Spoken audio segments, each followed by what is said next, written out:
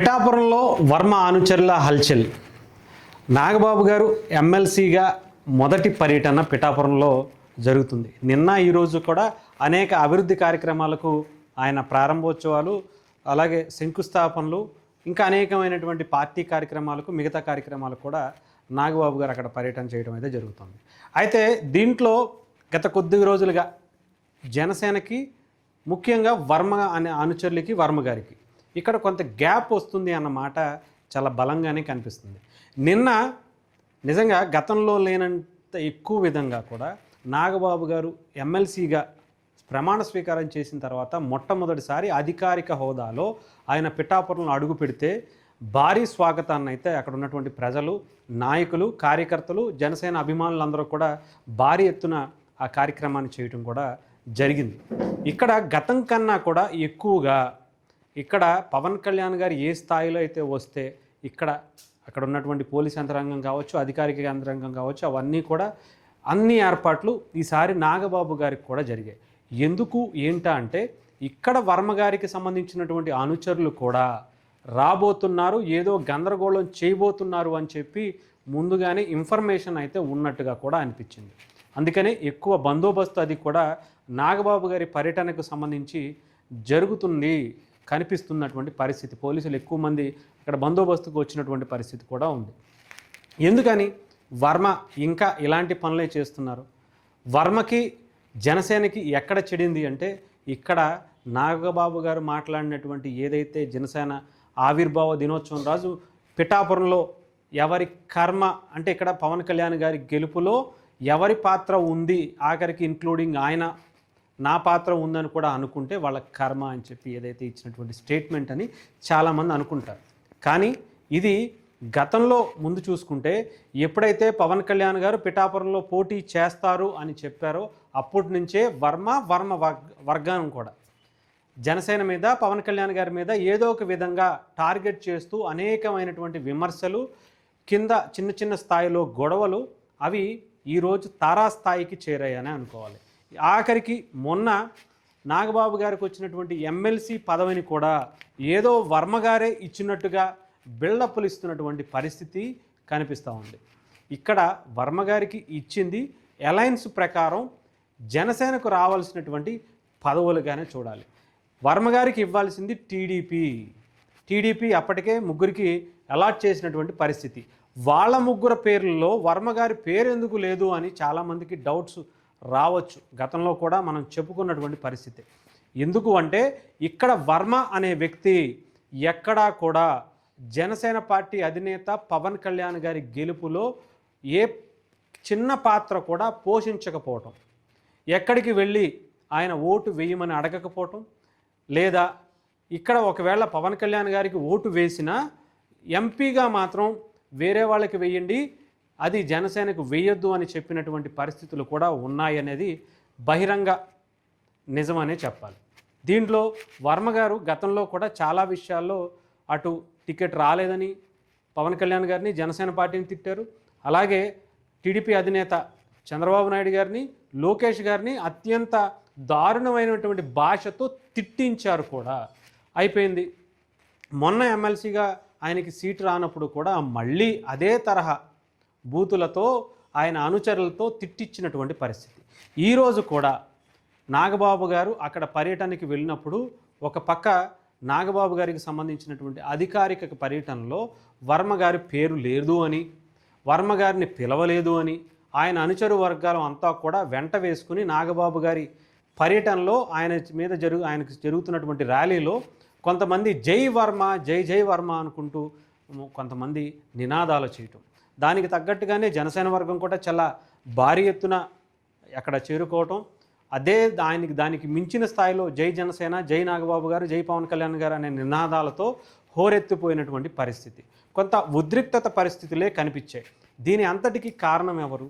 నాగబాబు గారు అధికారికంగా పర్యటన అనేది ఆయన ఎమ్మెల్సీగా ఛార్జ్ తీసుకున్న తర్వాత ఆ అధికారిక హోదాలో ఆయన అడుగుపెట్టినప్పుడు డెఫినెట్గా ఆయనకు ప్రోటోకాల్ ఉంటుంది, ఆ శిలాఫలకాల మీద ఆయన పేరు ఉంటుంది, ఆ నియోజకవర్గానికి సంబంధించినటువంటి ఎమ్మెల్యేలు, ఎంపీలు, మంత్రులు లేదా కనీసం మన పంచాయతీలకు సంబంధించినటువంటి వ్యక్తులు, సర్పంచులు, మున్సిపాలిటీకి సంబంధించినటువంటి వ్యక్తులు పేర్లు ఉంటాయి. వర్మ గారికి అధికారికంగా ఏం పేరుందని దాని మీద వెయ్యాలి. ఈ మాత్రం వర్మ గారికి తెలియదా అంటే తెలుసు, ఆయన అనుచరులకు తెలియదా అంటే తెలుసు. కాకపోతే ఇక్కడ ఏదో ఒక రకంగా ఇది పవన్ కళ్యాణ్ గారి మీద, జనసేన మీద, నాగబాబు గారి మీద నెట్టేయాలి, దానివల్ల మళ్ళీ సింపతి పొందాలి అనేది ఆయన నియోజకవర్గంలో ఆయన బలంగా వేసుకున్నటువంటి ప్లాన్. ఆయన రీసెంట్గా అటు వైఎస్ఆర్సీపీకి కూడా వెళుతున్నారనే వార్తలు చాలా బలంగానే వస్తున్నాయి. అంటే ఆయనగా వెళ్ళకుండా ఇక్కడ ఏదో ఒక విధంగా చిచ్చు రాజేసి దాని ద్వారా వచ్చినటువంటి సింపతితో నన్ను గెంటివేశారు అనేది ఆయన చేసుకోవాలనే ప్రయత్నం వర్మగారు చేస్తున్నట్టుగా, ఆయన అనుచరులు దానికి సహకరిస్తున్నట్టుగా అయితే కనిపిస్తూ ఉంది. ఇకపోతే అక్కడ జనసేన పార్టీకి బలంగా ఉంటుంది. ఎందుకంటే అక్కడ జనసేన అధినేత పవన్ కళ్యాణ్ గారు గెలిచినటువంటి నియోజకవర్గం. వర్మగారు నిజంగానే సపోర్ట్ చేసి ఉండుంటే డెఫినెట్గా పవన్ కళ్యాణ్ గారికి 1,00,000 మెజారిటీ దాటేది. ఆయనకి 70,000 దగ్గర ఆగిపోవడానికి కారణం డెఫినెట్గా వర్మగారి ఆయన సపోర్ట్ లేకపోవడం అనేది మాత్రమే కారణం అని నాలాంటి వాళ్ళకి, అక్కడ ఉన్న దగ్గరగా చూసి పనిచేసిన వాళ్ళకి చాలామందికి తెలుసు. సో అలాంటిది వర్మగారికి ఇక్కడ ఇంపాక్ట్ ఉంటుందా లేదా, ఆయనకి ఏంటంటే కావాలనే కొరివితో తలకొక్కోవడం అంటారు కదా, ఆ టైపు వర్మగారు చేస్తున్నారేమో అనిపిస్తుంది. జనసేన అధినేత పవన్ కళ్యాణ్ గారి జోలికి, లేదా ఆయన అన్న, లేదా జనసేన పార్టీకి సంబంధించినటువంటి కీలక నాయకుడిగా ఉన్నటువంటి నాగబాబు గారి జోలికి, లేదా జనసేన కేడర్ని గెలుక్కోవడం అంటే అదే పరిస్థితి. ఆయనకి టీడీపీలో కనుక ప్రాధాన్యత ఉంటే డెఫినెట్గా నాగబాబు గారికి సంబంధించినటువంటి పాత్ర కాకపోయినా ముఖ్యంగా లోకేష్ గారు కావచ్చు, లేకపోతే చంద్రబాబు నాయుడు గారు కావచ్చు, డెఫినెట్గా ఆయన పక్కన పెట్టుకుని ఏదో ఒక పదవి అనేది వర్మ గారికి ఇచ్చి ఉండేవాళ్ళు. కానీ ఆయన ఎలక్షన్స్కి ముందు చెప్పిన మాట ఒకటి, ఎలక్షన్స్లో చేసింది ఒకటి, ఎలక్షన్స్ తర్వాత చేస్తుంది ఒకటి అని మాత్రం టీడీపీకి చాలా క్లియర్ ఇండికేషన్ ఉండబట్టే టీడీపీ వర్మ గారిని కంప్లీట్గా పక్కన పెట్టింది అని అనుకోవాలి.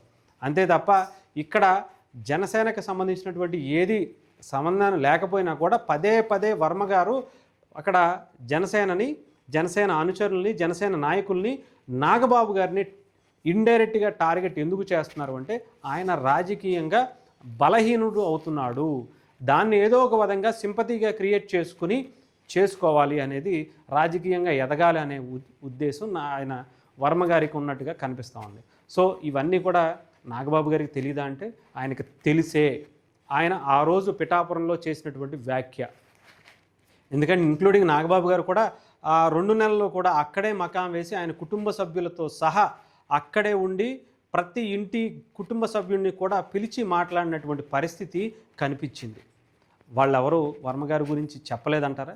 వర్మగారు చేస్తున్నటువంటి ప్రచారం గురించి నాగబాబు గారికి తెలియదంటారా? అయినా కూడా అక్కడ మిత్రధర్మం పాటించి జనసేనకి సంబంధించినటువంటి ఎన్డీఏ కూటమి సభ్యులు కాబట్టి ఏమీ మాట్లాడకుండా వచ్చింది.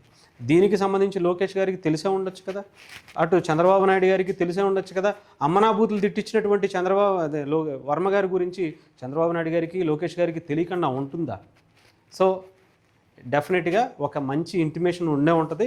వర్మ గారిని ఆయన వెళ్ళాలి అనుకునే లోపు ఏదో ఒక విధంగా బయటకు తోసేశారు అనేది చెప్పించుకుని ఒక సింపతి క్రియేట్ చేసుకోవటం కోసం ఇలాంటి కార్యక్రమాలు చేయటం. ఇక్కడ జనసేన కూడా ఒక స్థాయిలో వర్మ గారికి కౌంటర్ ఇవ్వటం కోసమే నాగబాబు గారికి ఎమ్మెల్సీ ఇచ్చి మొదటి పర్యటన ఇక్కడ చేయటం అనేది కూడా రాజకీయంగా వర్మ గారికి చెక్ పెట్టడం కోసమే, నియోజకవర్గంలో వర్మ గారికి స్థానం లేదు అని చాలా బలంగా ఇండికేట్ ఇవ్వటం కోసమే నాగబాబు గారు పర్యటన చేసినట్టుగా కూడా అనుకోవచ్చు. ఎందుకంటే వర్మ గారు ఎవరి మాట వినటంలా, అలా అని చెప్పి నేనే గెలిపించేశాను, నేను ఒక త్యాగం చేయబట్టే పవన్ కళ్యాణ్ గారు గెలిచారు అనుకుంటే 2019లో ఆయన ఎందుకు ఓడిపోయారు అనేది కూడా ఆలోచించుకోవాలి. పెండెం దొరబాబు గారి మీద ఆయన ఎందుకు ఓడిపోయారు అనేది ఆయన ఆలోచించుకోవాలి. 2009లో ప్రజారాజ్యం పోటీ చేసినప్పుడు వంగ గీత గారి మీద ఎందుకు ఓడిపోయారు అనేది కూడా వర్మ గారి గురించి ఏమాత్రం తెలిసినటువంటి, పిఠాపురం గురించి తెలిసినటువంటి ఏ వ్యక్తికైనా అర్థమవుతుంది. 2014లో ఆయన ఇండిపెండెంట్గా ఎందుకు గెలిచారు అంటే ఆయనకి ఆపోజిట్గా బలమైనటువంటి క్యాండిడేట్ లేకపోవటం వల్లే ఆయన గెలవటం అనేది జరిగింది అనే విషయం కూడా చాలా బలంగా తెలుసు అందరికీ కూడా. అయినా కూడా వర్మ గారు జాగ్రత్తగా టీడీపీతో జనసేనతో సఖ్యతగా ఉంటే ఆయనకి మంచి పెద్దపీట వేసి డెఫినెట్గా ఒక మంచి పదవి ఎమ్మెల్సీ కావచ్చు, ఇంకొకటి కావచ్చు, లేదంటే ఏదన్నా నామినేటెడ్కి సంబంధించినటువంటి పోస్ట్ కావచ్చు, రేపొద్దున్న నియోజకవర్గాల విభజన జరిగిన తర్వాత ఆయన నియోజకవర్గాన్ని ఒక కొత్త నియోజకవర్గానికి ఆయనకి అప్పచెప్పేటువంటి పరిస్థితులు కూడా ఉన్నాయనేది వర్మ గారు గ్రహించటం మానేశారు. ఇది వర్మ గారు తెలుసుకోనంత కాలం పిఠాపురంలో వర్మ గారికి స్థానం లేకుండా చేసుకుంటుంది వర్మ గారి అనుచర వర్గంతో అనేది మాత్రం స్పష్టం.